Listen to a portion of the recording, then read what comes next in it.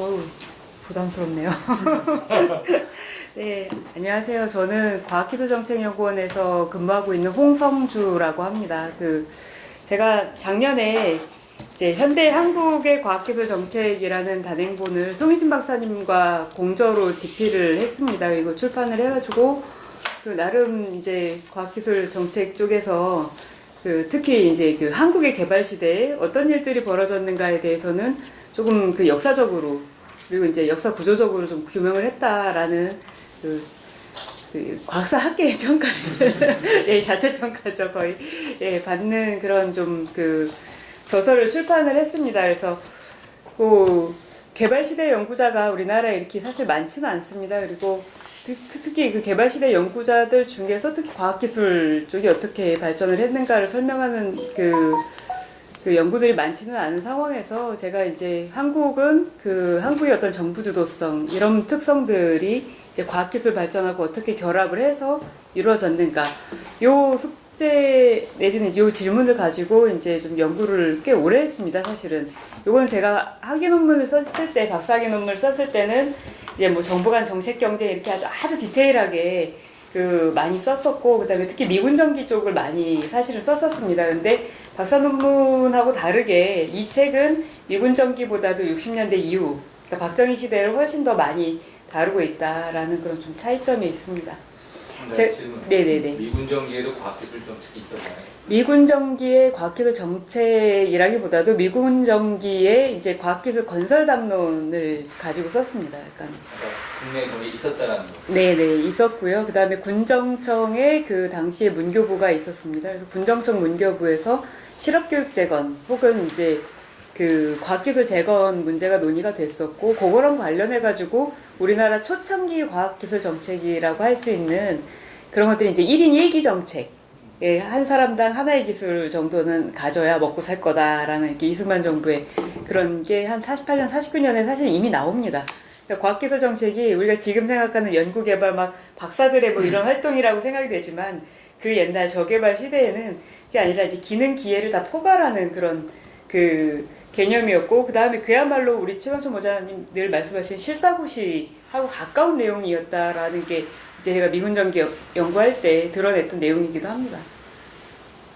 그리고 이제 저개발 국가가 과학기술에 대한 어떻게 생각을 하고 어떻게 어프로치를 하느냐 이거는 지금 선진국이 된 우리 입장하고는 좀 많이 다른 얘기예요. 전혀 다른 맥락에서 얘기가 되고 있고 그래서 과학기술 개념이 훨씬 더 이제 실용적이고 현장적이고 그 다음에 이제 생산에 가까운 쪽의 개념으로다가 처음부터 세팅이 됩니다.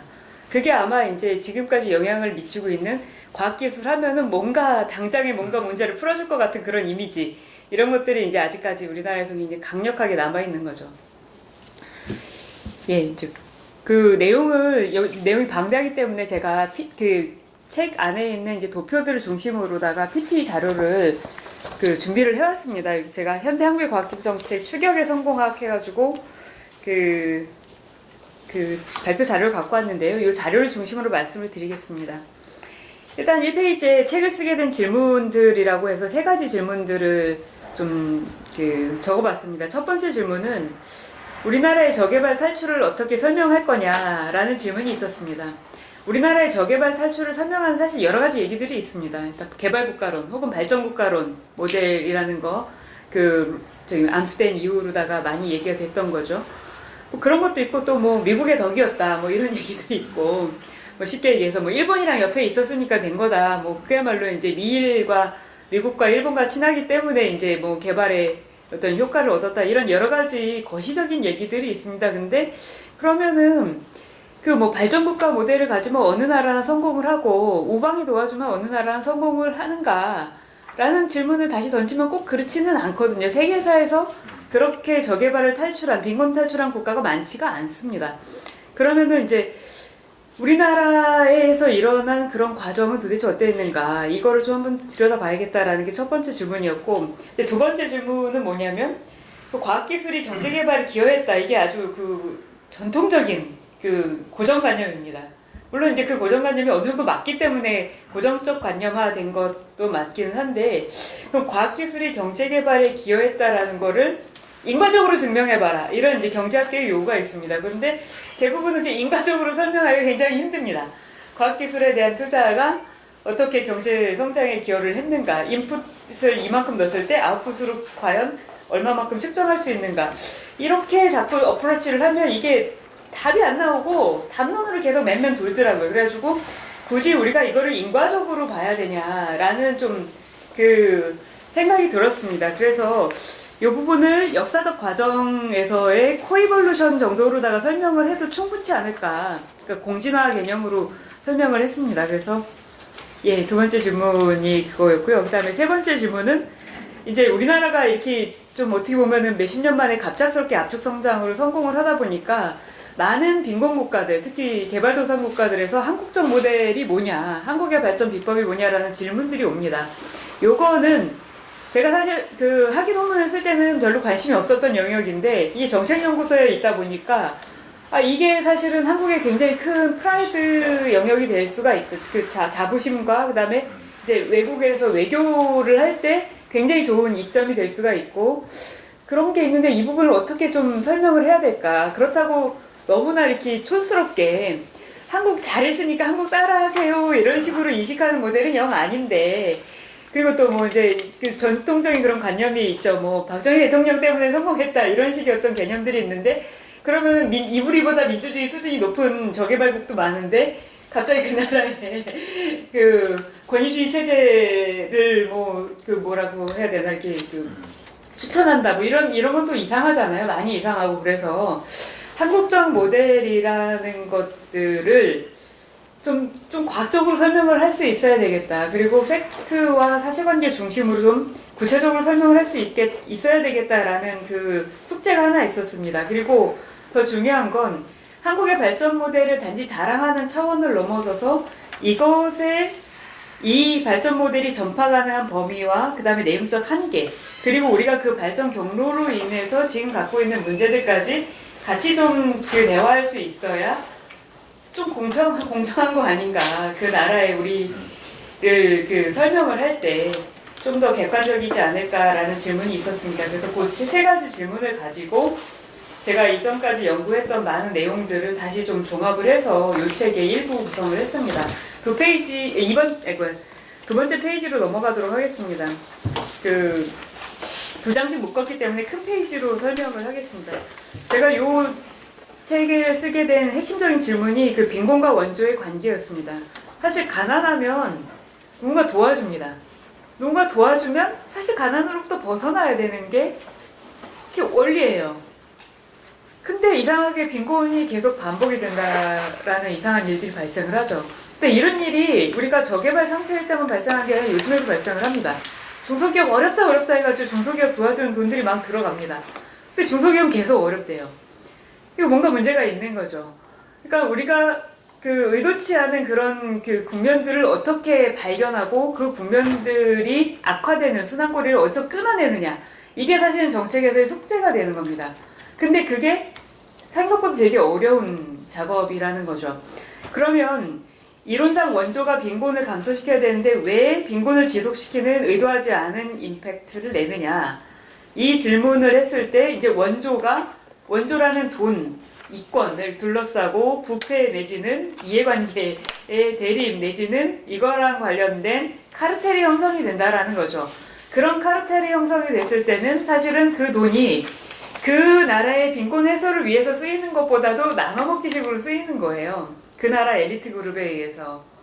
그러다 보니까 국가가 그 빈곤을 탈출할 어떤 그 동기나 기회를 만들지 못하는 그런 한계에 빠집니다. 그래서 가난한 자는 계속 가난한 그런 상황에 빠지죠. 우리가 ODA 해가지고 해외 나가서 많이 도와주는데 그 나라의 상류층은 굉장히 잘 사는 경우들이 많습니다. 이게 엄청난 딜레마인 거예요. 그래서 이 부분들을 깨는 방법 이런 것들이 좀 필요하다라는 그런 그 메시지를 줄 수 있는데요. 그럼 한국은 어떻게 깼느냐? 이게 그럼 뭐 박정희 만세 하면은 이게 다 설명이 되느냐? 그건 아니다라는 거죠. 한국이 어떻게 깼는가를 제가 개념적으로 그려봤습니다. 거기 아래에 있는 그림인데 뭐냐면 우리가 저개발 경제라서 해외 원조를 많이 받는 어떤 그런 상황에서 악순환이 반복이 되고 있었는데 우리나라의 50년대 말 59년, 60년, 61년 사이에 급격한 정치 변동이 연달아서 일어납니다. 그쵸? 네? 이승만이 하야하고, 그쵸? 그 다음에 민주당 정부 집권하고, 민주당 정부 집권한 다음에 다시 그 쿠데타 일어나가지고 박정희 의장으로 집권하고, 이런 정치 변동이, 그러니까 이제 국내 내국적 관점에서는 뭔가 이렇게 어떤 좀 흔든 큰 하나의 실현이지만, 그게 새로운 기회의 창을 열어준다는 거예요. 의사결정 그룹을 바꿔준다라는 거죠. 그러니까 돈이 들어왔을 때 그 돈의 사용 방식을 다르게 할 수 있는 사람들이 들어간다는 그런 점이에요. 그러니까 사실 정치 변동이 일으킨 하나의 큰 효과는 뭐냐면 국가 전체적으로 자립의지를 높였다라는 점입니다. 그러니까 민주화운동의 효과가 사실 그거죠. 장면 정부가 어떤 비판을 가장 많이 받았습니까? 기억하실 거예요. 무능하다. 그거는 그냥 그 팩트가 중요한 게 아니라 왜 그런 비판을 받았을까?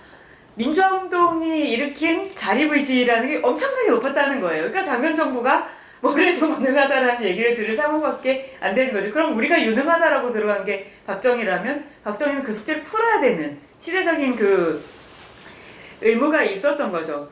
그런 면에서 이제 개발계획의 붐이 그 60년대에 일어나는 겁니다. 경제개발 5개년 계획, 그거랑 딸린 각종 계획들이 나오고, 물론 그것들이 초창기에는 이 계획만 세우고 어떻게 할지 몰라가지고 버벅댄 것도 있었지만, 계획을 세우고 수립하고 자금 확보하면서 우리가 요거를 자립력을 만들어가는 그 경험들을 60년대에 축적을 했다. 그게 이제 빈곤과 원조의 악순환을 탈출하는 하나의 큰 새로운 루프, 선순환고리로 전환하게 된 계기였다라는 게 이제 제 설명의 핵심입니다.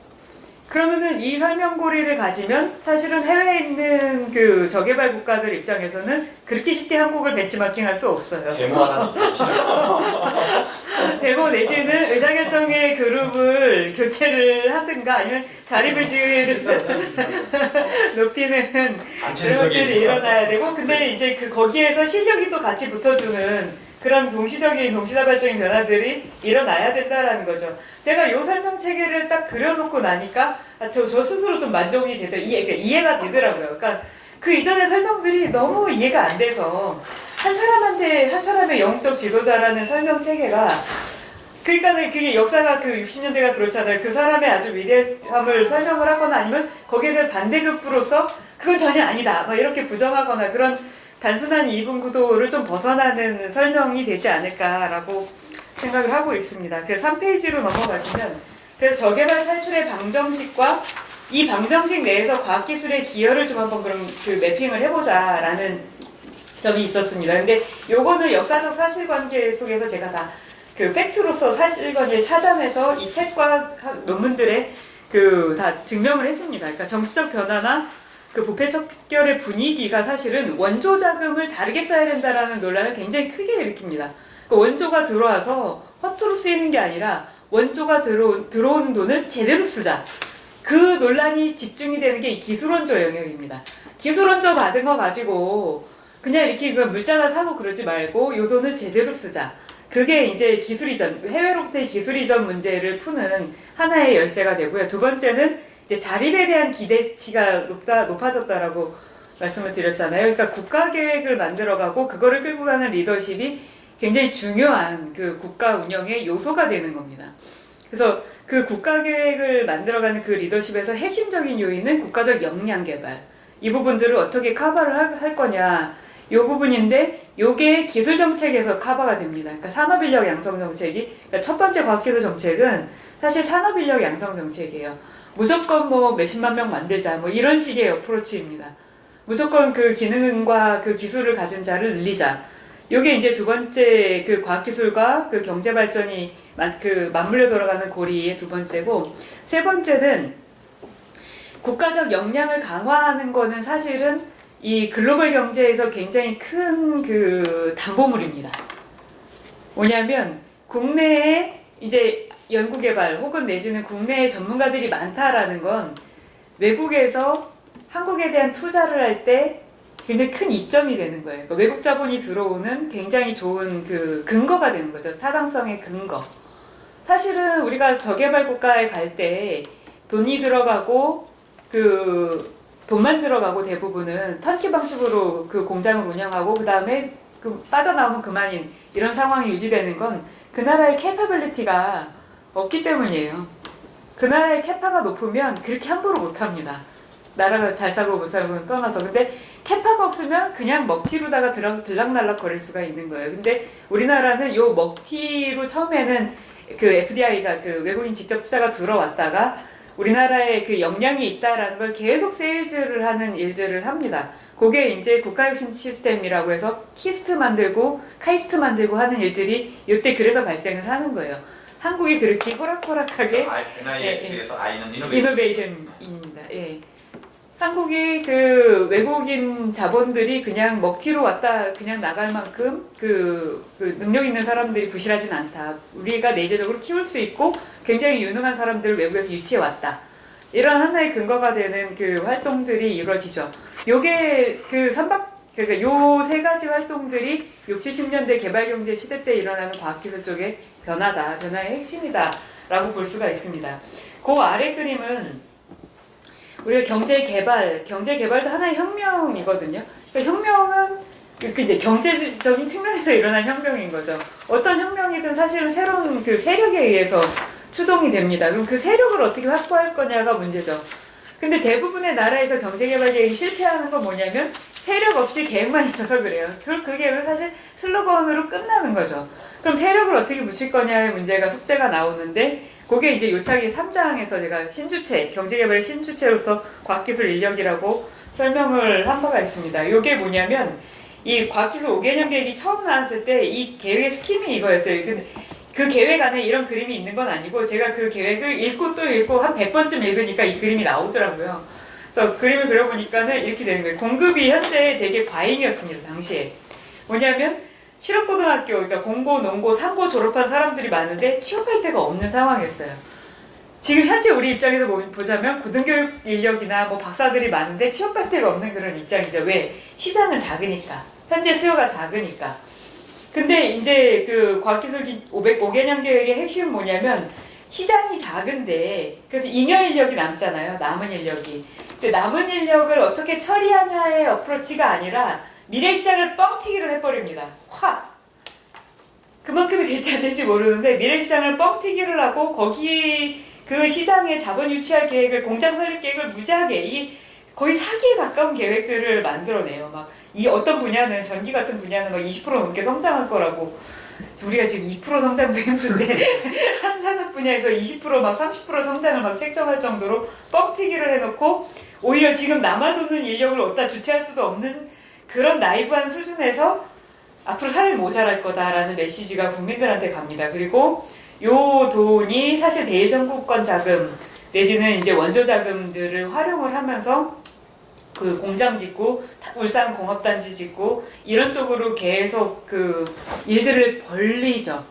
근데 일들만 벌리고 사실 단지들이 문 닫는 경우가 많아요. 저희가 그 우리나라에서 해외에 산업단지 지어주고 뭐 클러스터 지어주고 그러면 막 넓은 땅에 공사 엄청나게 하고 건물 몇 동 짓고 공원 좀 조성하고 끝나고 팔이 날리는 경우가 많습니다. 우리나라 사실 그렇게 될 수 있었거든요.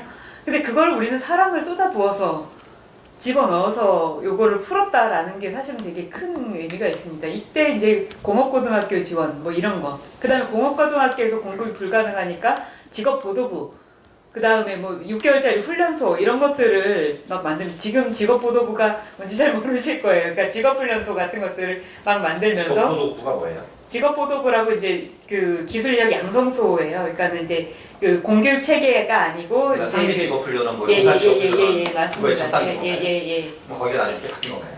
그게 이제 직업보도부 이런 거 만든 것들이 나중에 그 노동부 쪽으로 이동하면서 이제 산업인력 양성 체계가 지금 산업인력공단까지 가는 그런 식으로 이제 트랙이 나눠져서 나가죠. 그러니까 우리가 과학기술 정책이라고 하지만 아마 다른 분들이 들으면 되게 이상하실 거예요. 뭐냐면 이게 산업공단하고 관련된 얘기를 여기서 담고 있는데 그 당시의 수준에서 우리나라의 그 과학기술이란 개념 그 개념이었어요. 저개발 목표니까. 예, 근대화 산업화, 산업인력, 그 다음에 이제 국가적으로 실제로 풀어야 될 문제. 저 제일 놀랐던 게 키스트에서 최초에 그 개발해냈던 게 가발이더라고요. 예, 뭐 가발 뭐 이런 거 많이 있고, 예. 가발, 신발 산업 뭐 이런 거 많이 기여했죠. 그 피혁, 가죽 뭐 이런 거. 그래서 그런 부분에서 이런 어떤 계획이 사실 이 계획이 없었으면 사람 공급 자체를 못 하는 거잖아요. 그러면 이제 흐지부지가 됐을 텐데 이 계획이 사실 경제개발 5개년 계획의 하위 계획도 아니고 보조 계획이에요. 그러니까 보조 계획 같은 데서 분명히 이렇게 받쳐주는 게 있었다라는 게 하나의 경제개발 계획을 성공시키는 하나의 요인이었다라고 보고 있습니다. 이런 게 들어간 이유는 뭐예요? 당시 어떤 항목이 근거였던 거예요? 실제로 요게 상상시키기 쉽지 않잖아요. 사실은 그 이승만 정부 말기하고 장면 정부 때 전국의 기술계 인적자원 조사를 해요. 그래서 이제 처음으로다가 이제 전수조사를 해가지고 지금 전체적으로 이게 기술을 적어도 쓸 줄 아는 사람이 몇 명이나 되냐 이런 조사를 합니다. 그래서 이제 총계가 약 30만 명 가량 잡힙니다. 근데 이제 단순 기능공까지 다 포괄을 하는 거예요. 그러니까 공고 안 나왔어도 그 현장에서 공장에서 한 3년 내지 5년 근무한 사람들까지 다 포괄을 해가지고. 근데 이제 현장 통계를 내는데 우리가 통계를 내면 항상 나오는 질문이 있어요. So what? 그래서 30만 명이 많다는 거야, 적다는 거야. 이 질문이 나오는 거죠. 여기에서 이제 뭐가 필요하냐면 정책적 상상력이 필요한 거예요. 30만 명이 적다라는 거를 어떻게 할 거냐. 그리고 30만 명 가지고 경제개발 5개년 계획 할 수 있냐. 그 경제개발 5개년 계획 할 수 없으면 30만 명 중에 어느 분야에서 몇 명을 길러야 되냐. 요거가 이제 첫 번째 과학기술 5개년 계획의 핵심 내용이 되는 거예요. 그게 이제 산업인력 정책이죠. 쉽게 얘기하면 첫 번째 과학기술 계획의 본질은 R&D 정책이 아니고.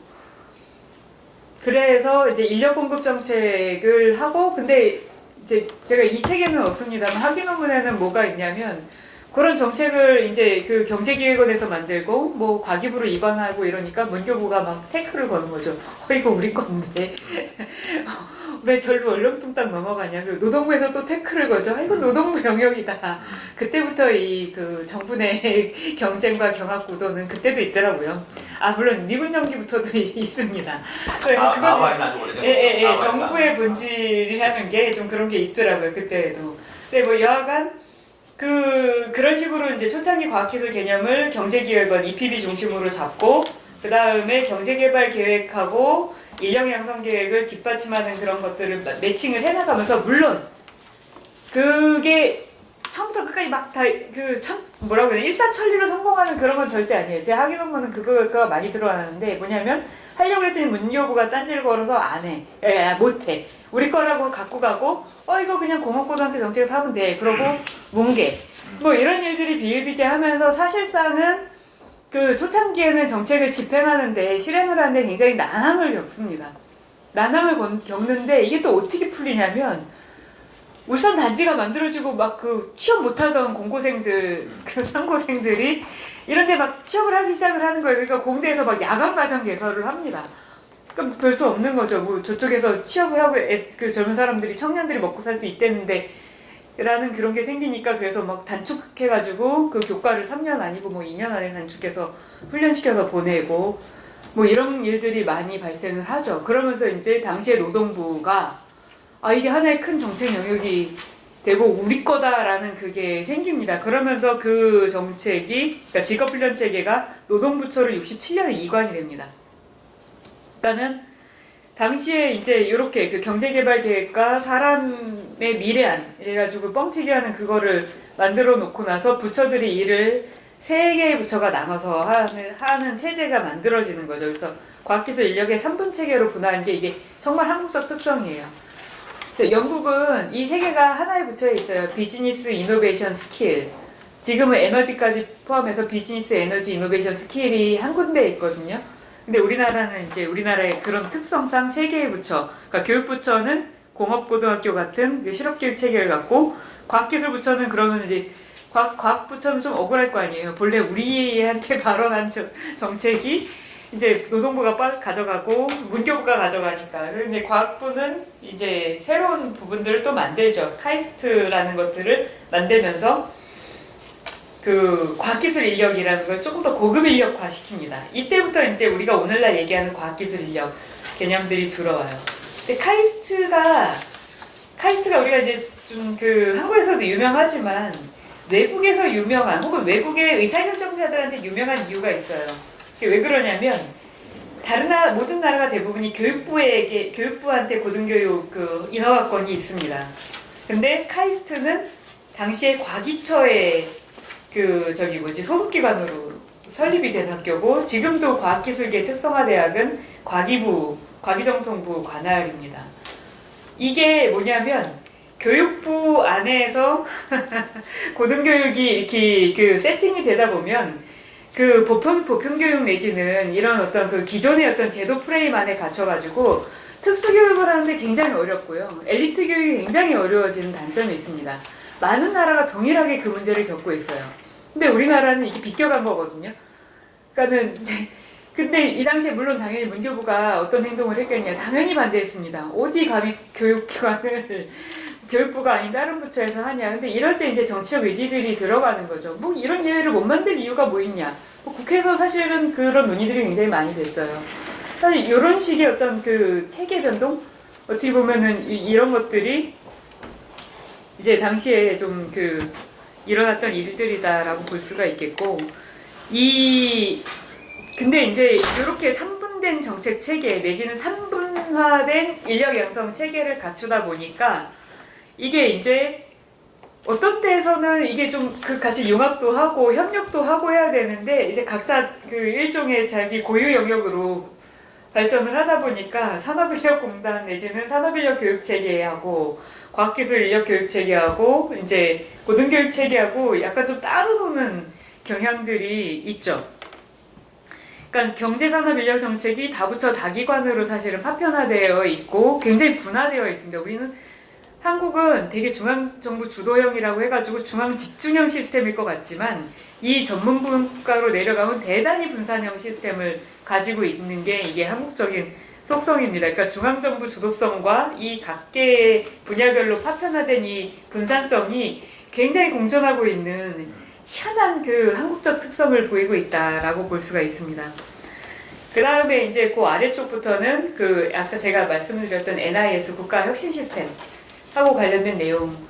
그러니까 국가과학기술 시스템이라는 게 이제 과학기술처라는 것들을 만들면서 65년, 66년, 67년 사이에 급격하게 만들어지거든요. 근데 사실은 국가의 과학기술 연구소가 필요하다고. 연구소가 필요하다 이 얘기는 뭐 일제시대부터 있었어요. 일제시대부터 과학에 관심 있는 사람들이 있었고, 물론 조선시대에도 있었고, 언제든지 뭐 그런 사람들이 있잖아요. 현대적 의미에서 연구소가 필요하다라는 거는 일본이 1917년에 리케인이라고 이화학연구소를 만드니까 당시에 과학을 했던 그 소수 그룹들이 이제 우리 식민지 상황에서 너무 부러운 거죠.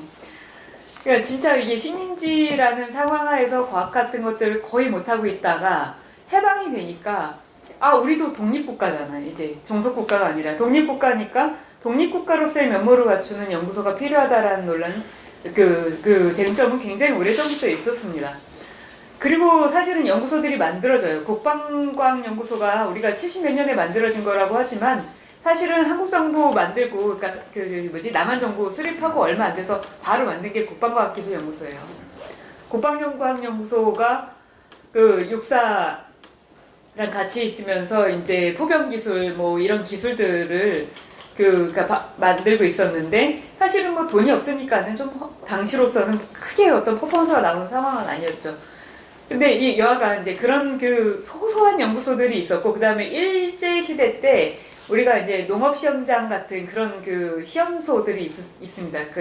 그 잠업시험소, 그러니까 잠업이라는 게 그 누에. 예. 그런 것들이 이제 연구 기능들이 있거든요. 그런 것들을 하는 이제 소소한 연구소들이 있었어요. 근데 이제 국가가 그 연구소들을 뭐 이렇게 뭐 통할하거나 이렇게 그 뭐 이런 거라기보다 그냥 소소하게 운영이 되는 상황이었죠. 근데 경제개발을 위해서 연구소가 필요하다는 논란이 50년대 계속 있다가 원자력연구소가 원자력 협정 내지는 우리가 이제 원자력의 평화적 이용을 위해서 그 원자력 협정을 만들면서 그런 것들이 만들어지죠. 근데 뭔가 2% 부족한 거예요.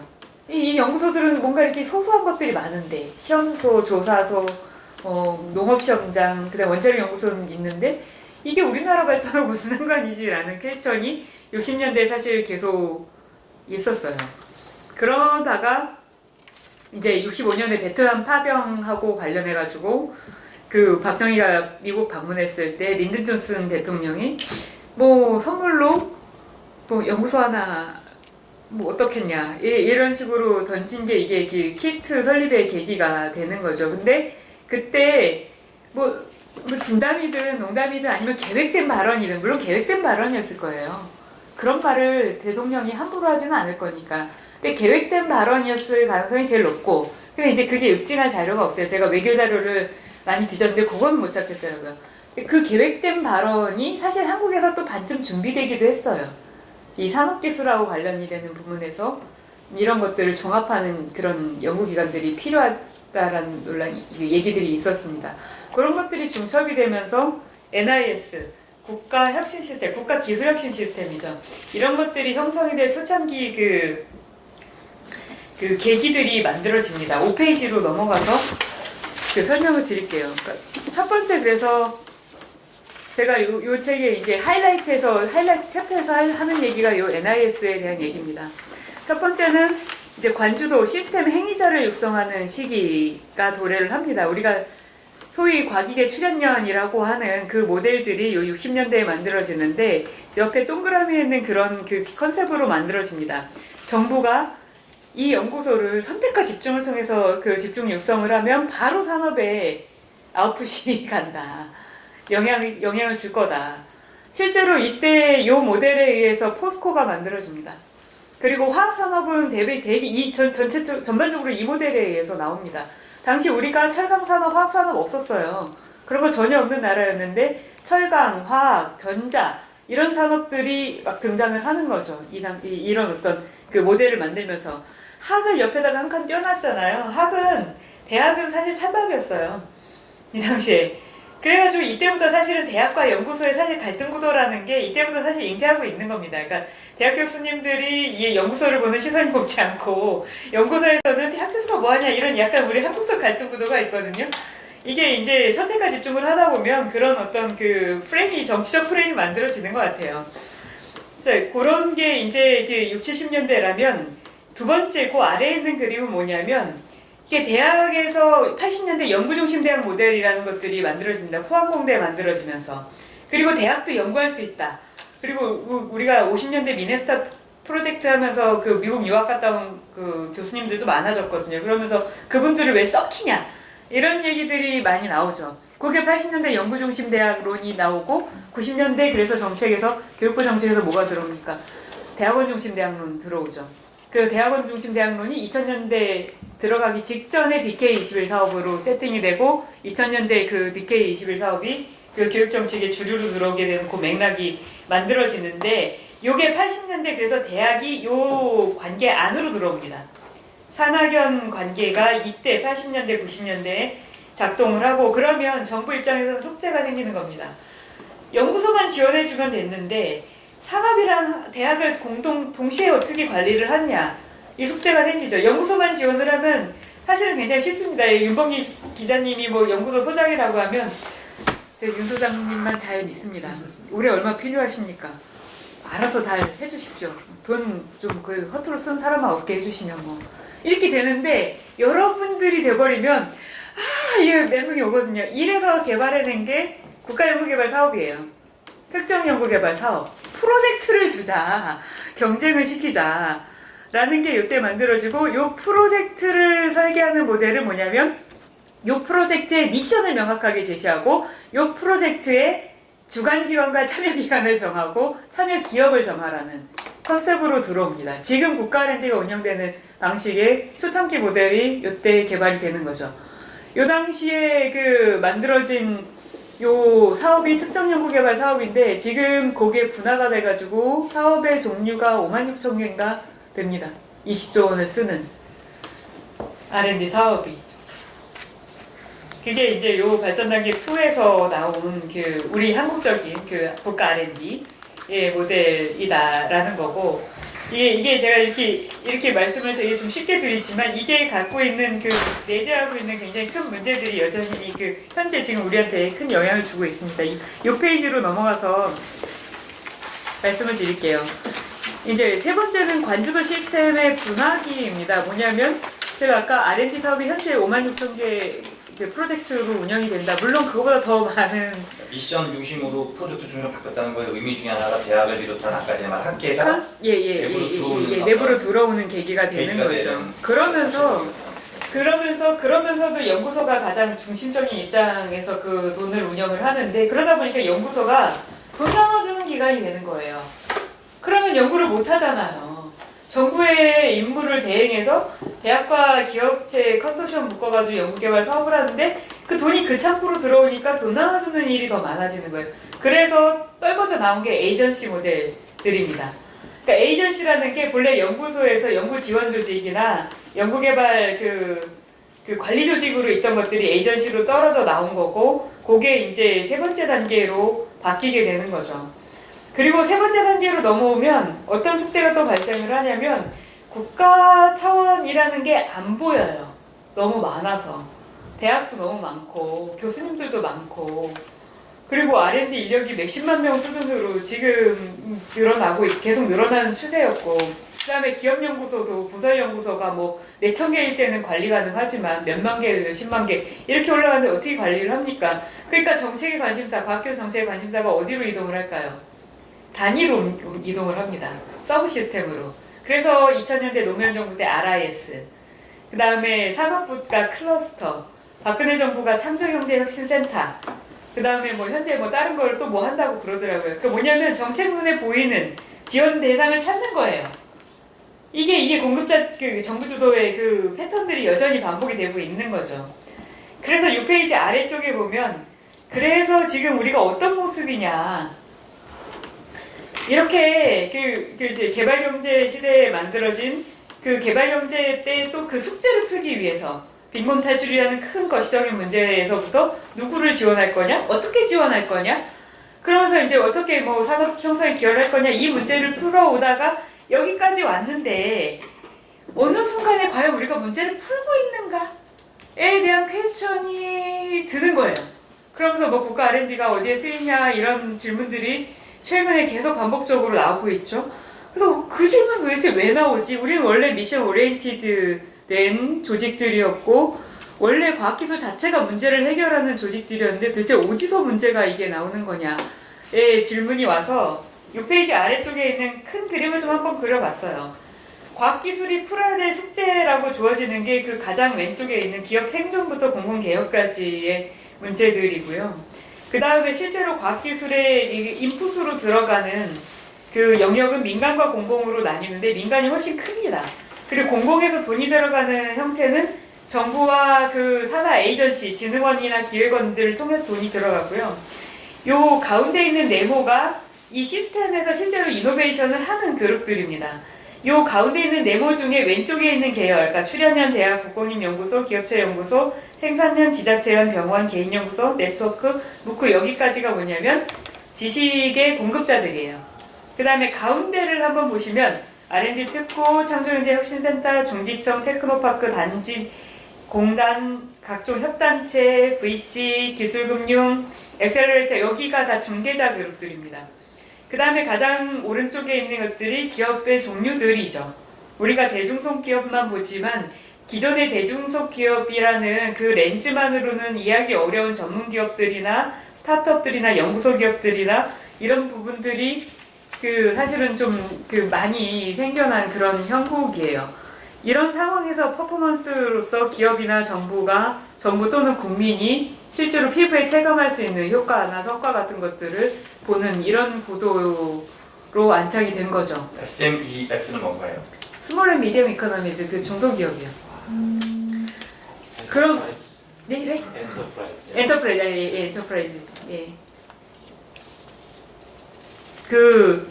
요 그림을 제가 그리면서 사실은 염두에 둔 건 뭐냐면 그럼 여기 이 안에 이 많은 행위자들이 있다라는 거를 어떻게 봐야 하는가의 숙제가 있습니다. 근데 이게 두 개의 시각이 있어요. 첫 번째 시각은 뭐냐면 이렇게 많으니까 좀 줄이자.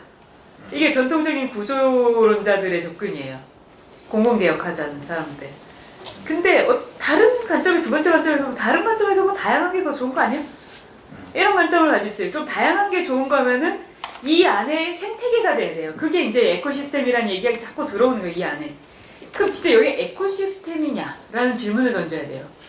에코시스템이냐라는 질문을 던지면은 이게 조금 애매해. 왜 그러냐면 다시 왼쪽으로 들어가면 이 투자가 들어오는 돈줄이 어느 부처냐에 따라서 이 사다리가 만들어집니다. 그러니까 내부에서 자연스러운 협력, 경쟁, 경합, 뭐 심지어는 적자 생존 이런 것들이 이 안에서 자율적으로 일어나는 생태계가 아니라 왼쪽에 들어가는 돈줄에 의해서 이 생태계가 유지관리되는 그런 구조들을 가지고 있습니다.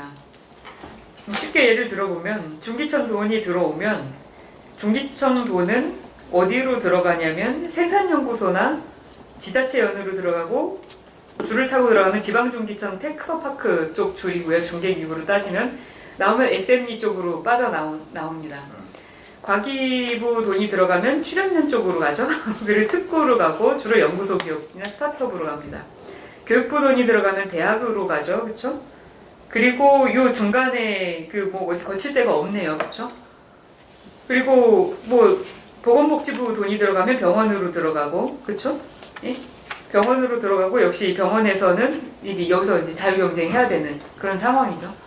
그러니까 이 안에서 생태계의 자율성과 그 적자 생존 경쟁 논리가 높은 구조는 아니다. 라는 게 이게 두 번째 시각으로 봤을 때는 문제로 잡히는 거예요. 첫 번째 시각으로 봤을 때는 많으니까 정리하자로 잡히는 거고. 둘 중에 어떤 선택을 할 거냐? 그건 그 정부의 숙제입니다.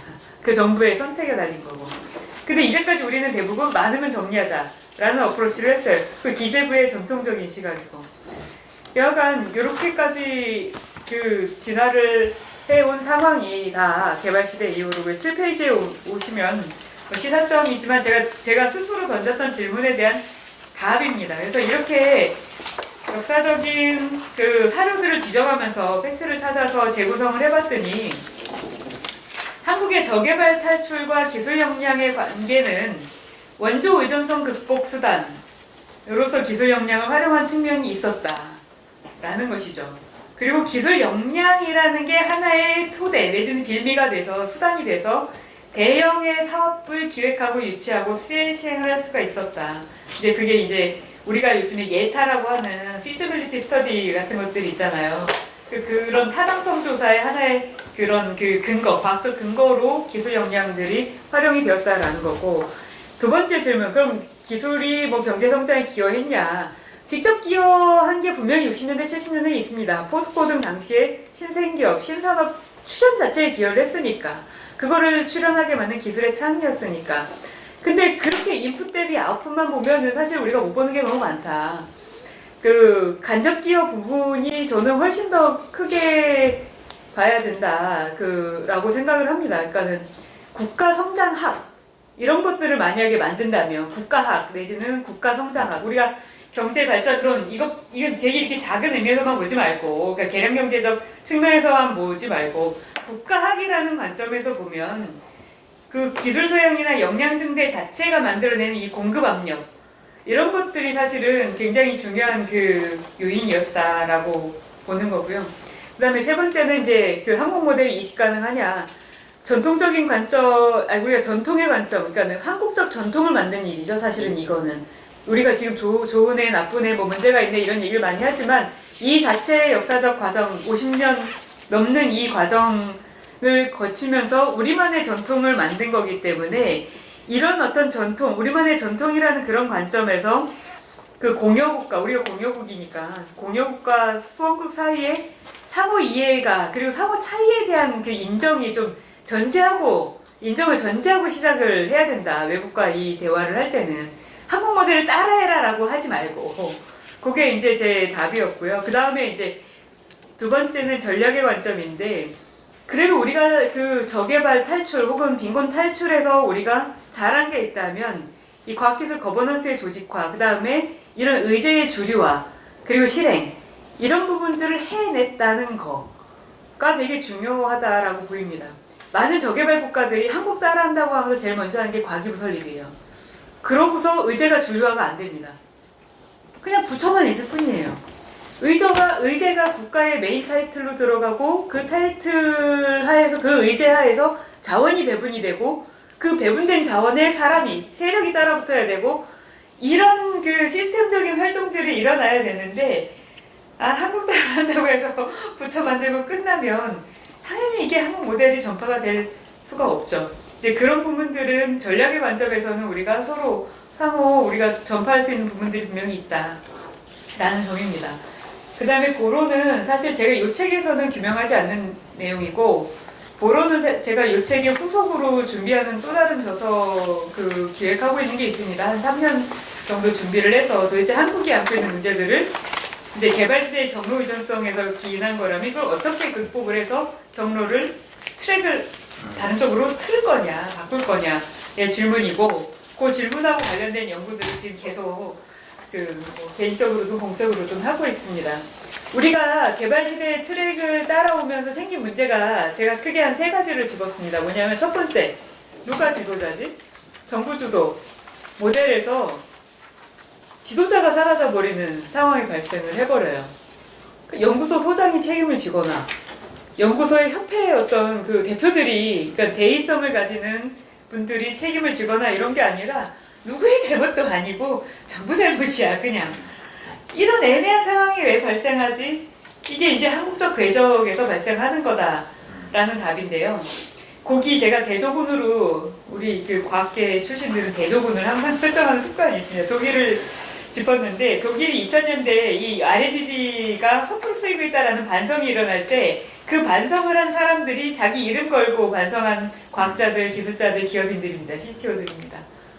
여기는 그야말로 전문가가 반성을 해요. 아, 내가 잘못해서 우리 독일 과학계가 침체된다. 아, 우리 기술 개발계가 잘못해서 독일 산업이 어렵구나. 우리 기업인들이 잘못해서 독일의 경쟁력이 떨어지는구나. 근데 우리는 뭐가 사건이 발생하면 정부 탓이에요. 정부가 5년에 한 번씩 지도자 그룹이 바뀌는데 그게 어떻게 정부 탓입니까? 그 일을 꾸준히 하고 있는 그 전문가 그룹들이 자기가 지도자라고 왜 생각을 못하는지, 이게 좀 문제가 있다. 이 관주도 궤적이 발생시키는 문제다. 과학자들이 왜 과학의 문제는 과학자가 풀어야 하고 과학의 현안을 과학자들이 더 적극적이고 주도적으로 나서지 못하는가? 시켜야지 나서는가 왜? 이 질문을 지금 한국 사회에 던져야 된다라는 생각이 들어요. 요게 이제 궤적의 문제이기 때문에 요거를 트랙을 틀어야 되는 게 우리 하나의 숙제고, 두 번째는 뭐냐면 이제 정부 주도가 정부 부처 주도로, 그 다음에 정부 부처와 산하기관이라는 그 수직계열 주도로 만들어지다 보니까 밑에 땅에서 파편화가 일어납니다. 그 산학 분리의 문제가 되게 심각합니다. 각자 도생 행태를 보이는 거죠. 모든 연구소, 모든 기관들이 다 독립과 개별기관성을 되게 강조를 합니다. 근데 국가의 큰 틀에서 생각을 해보면 그렇게 다 개별기관화 될 필요가 있는가? 라는 질문을 던질 수가 있는 거예요. 하나의 큰 콘체른, 내지는 하나의 큰 어떤 연합, 연맹, 이런 것들로다가 큼직큼직하게 묶어갈 시기가 온 거잖아요. 융합의 시대 내에 어전에 우리가 얼마나 많이 떠들었습니까? 근데 우리가 지금 현재 이 전문가 그룹을 운영하는 시스템은 전혀 그렇지가 않아요. 가버넌스가. 국가과학기술연구회에서는 그런 일을 하시는 해야죠. 해야죠. 예, 해야죠. 예. 근데 이게 독일 모델로 벤치마킹을 한 건데, 독일 모델을 벤치마킹을 하려면 연구회가 헤드쿼터가 돼가지고 그 산하 연구기관의 굉장히 중요한 의사결정들을 이제 조합주의로 하는 거잖아요. 연구조합이니까 일종 연구회가. 그렇게 해야 되는데, 연구회는 연구회고, 연구소는 연구소고. 자그마한 연구소는 바로 나오고. 네, 그렇죠. 연구회는 이제 관리하고, 평가하고 뭐 이렇게 하는 거니까 이게 뭔가 조금 이 한국적 트랙이 가지는 경로 의존성 때문에 그것도 발생하는 문제입니다. 이거를 이제 해소를 해야 연구의 자율성이 살아나면서 실력도 살아나는 거거든요. 그러면서 진짜로 좋은 연구들이 나올 수 있는 거고, 지금은 사실은 그게 위에서부터 누르면서 사실 그거 자체가 좀 어려운 국면이다라고 보고 있습니다. 현실 반영을 정치히 못하는 부분들이 있는 거죠. 9페이지에 있는 거는 복잡한 상부구조, 그다음에 분산 파편화된 과학기술이라고 한 건데, 이제 우리가 부처 중심주의, 그 다음에 이제 개별 부처주의, 어떻게 보면 이 개별 부처주의를 제어할 가장 중요한 수단이 저는 청와대라고 생각을 합니다. 그러니까 개별 부처주의라는 게 예산을 통해서 이게 이제 개별 부처로 갈라지고, R&D 예산이 한 부처로 배분이 되면 그 부처의 과의 개수만큼 또 배분이 된다고 하더라고요. 그리고 각 과가 관리하는 관리기관으로 또 그게 줄 타고 내려가고 그 관리기관에서 이제 아래 조직으로 내려가면 글쎄 돈줄이 이렇게 많이 위에서부터 분산돼서 내려오는 게 우리나라에 정말 이게 효율적인가? 라는 질문을 좀 할 필요가 있다라는 생각이 들어요. 돈을 나눠주는 기관이 미션 기관이 돼버리면 되거든요. 그 미션을 위해서 이 돈이 람섬으로 들어오고 거꾸로 가면 미션이 없기 때문에 그런 거 아닌가요? 그래서 맨날 미션 재정님이 숙제잖아요. 과학기술에서. 과학기술뿐만이 아니에요. 우리나라의 전문 조직들 대부분이 미션을 새롭게 항상 해야 된다가 숙제로 그거는 잡히고 다르게 있습니다. 말하면 그 우리나라가 이 관주도가 가능했던 이유는 모방 때문이었잖아요. 그러니까 미션을 설정하기 굉장히 쉬웠었던, 그러니까 쉽다기보다는 그 단계를 상대적으로 이제 돌파해가지고 지금은 약간 이제 뭐가 없는 거를 해야 되는 건데. 그렇죠. 그래서 이제 이게 언밸런스 약간 좀 안 맞게 되는 그런 문제의식으로 보면 되는 거예요. 그러니까는 정부가 주도를 할 때는 예컨대 그거예요.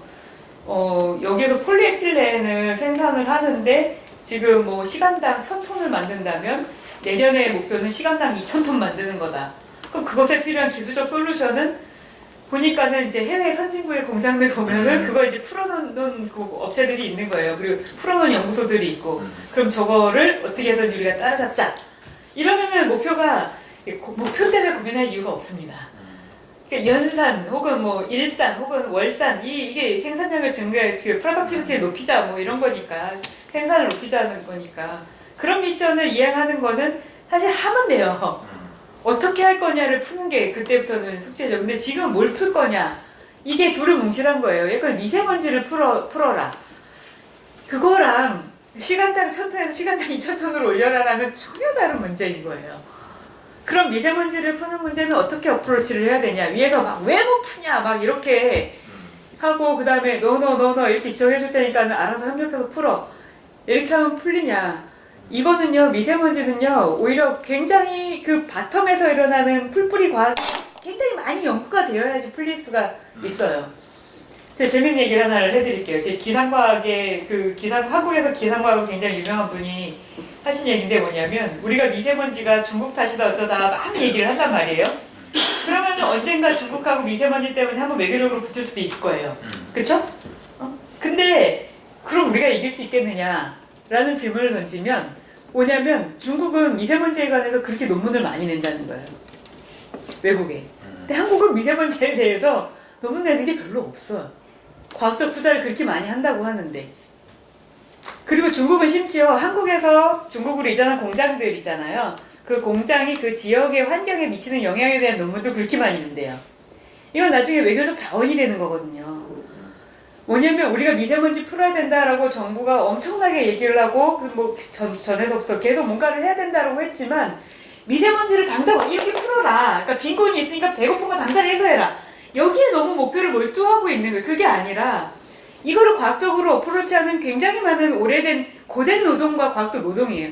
고된 과학적 노동이 받침이 돼서 어느 순간에 그게 외교적으로 풀리든 그야말로 뭐 그 기술적으로 풀리든 아니면 기상 이변으로 풀리는 걸 텐데 그게 아니라 지금 배고프니까 배고픈 거 당장 치워라. 지금 미세먼지 싫으니까 당장 미세먼지 치워라. 이런 식으로 계속 어프로치가 되고 있다라는 말씀이죠.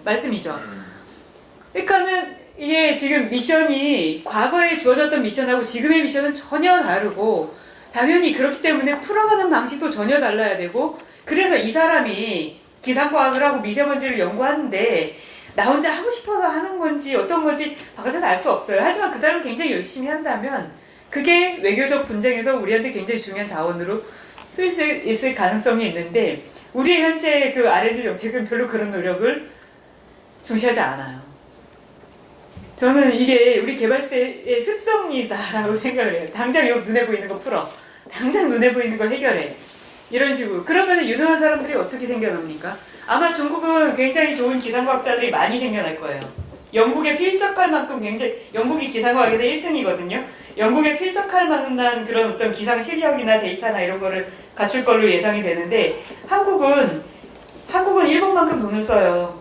근데 그만큼 퍼포먼스가 안 나와요. 물론 정부가 지정하는 미션에 대한 퍼포먼스는 굉장히 우수합니다. 하지만 정말 근원적으로 필요한 그런 부분들에 대한 퍼포먼스는 상대적으로 다른 국가에 비해서 돈 쓰는 거에 비해 약할 수밖에 없는 상황에 반복적으로 놓이게 된다. 이거를 풀자고 한 게 탈추경론의 핵심이에요.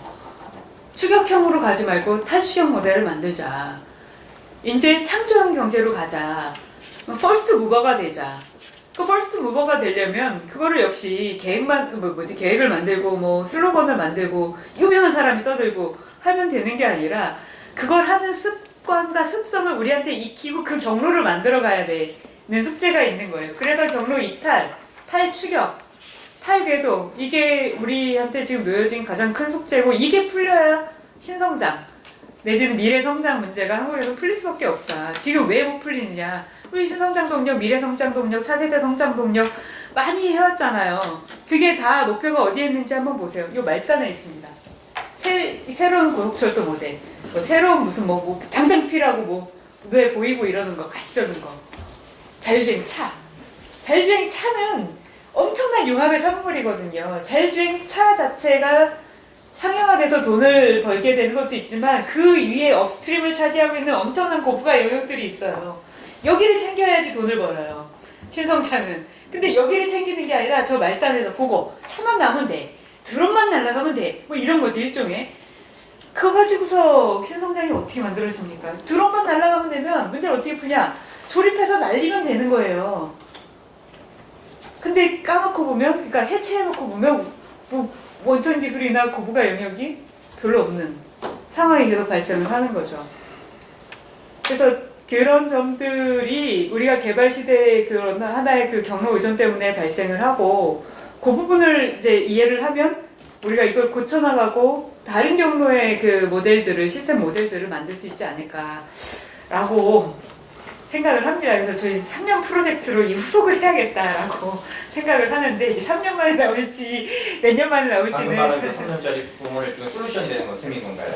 이게 역할출. 신경로, 새로운 경로, 그런 형성, 방법론이 되는 거고 제가 이제 그 과학기술 정책에 상명하면 장관에 당선되시겠네요. 왜 이러세요? 그러니까 모두가 못 풀고 있는 난제일 거 아니에요. 아니 그러니까 사실은 이 문제가 20년 된 문제 아닌가요? 20년 된 문제입니다. 한국의 기출이랑 예, 맞습니다. 예. 그 IMF가 그 충격 또는 아무튼 그 기존 경로에 뭔가 이렇게 한계라는 것 때문에 20년이라고 말씀하시는 거죠. 근데 이제 그때 이거를 풀려고 굉장히 의욕적으로 시도를 했는데 그 방법들을 이 책이 후반부에 살짝 나와 있어요. 뭐냐면 그 방법들을 살짝 보니까 다 추격형 방식으로 하는 거예요. 정부 주도로 야 지난번에 이거 못 풀었으니까 이거 풀어봐. 근데 뭐 어찌됐든 한 1년, 2년 안에 성과 나와야 되고 뭐 이런 거 있잖아요. 그리고 이제 전문가들의 자율성을 주려다 보니까 우리 어떻게 자율성을 줘? 그다음 이제 연구 윤리 논쟁 그 사이에서 과학 사기 사건 이런 것들이 막 발생을 하다 보니까 이게 촘촘하게 이거를 관리를 해야겠다. 관리주의가 팽창을 합니다. 그러니까 제가 97년 이후에 탈추경 내지는 그 창조형 경제로 가자라는 얘기가 엄청나게 무성했는데 20년 동안 무성했는데 실제로 정책계에서 일어나는 변화는 뭐냐면 성과관리주의의 강화, 감시의 강화입니다. 그래서 무지하게 촘촘하게 그 관리하는 식으로다가 바뀌었어요. 그게 이제 풀리잖아요. 풀칠하는 거 안 하게 해주겠다. 출장 한번 갔다 오면 이게 몇 장이 되냐면 뭐 품위서 영수증에 사인 쓰고 그 다음에 그거 인정하는 거 그 다음에 뭐 행정에서 결제 처리한 거 해가지고 8장이 붙어요.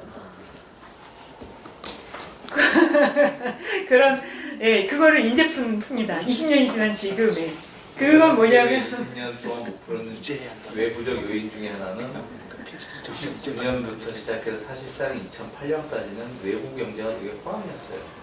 글로벌 시장이 굉장히 그 당시 이제 부민 경제가 되면서 한국 기업들이나 한국 정부나 정책이 그러니까 1차 충격을 받았는데 곧이어서 2년 뒤부터 이게 회복이 되니까 기존 모델을 이제 완전히 뒤엎을 만한 모티브가 이제 많이 전투였다고 하는데 이제 2009년 이후로는 이제 좀 그야말로 이제 본격적으로 문제가 생겼다는 지금 영상을 찍고 있으니까 먼저 말씀을 끝내고 나서 그다음에 네, 아니 뭐 저 여기까지가 발표의 전부였습니다. 그래서 이상으로 발표를 마치겠습니다. 감사합니다.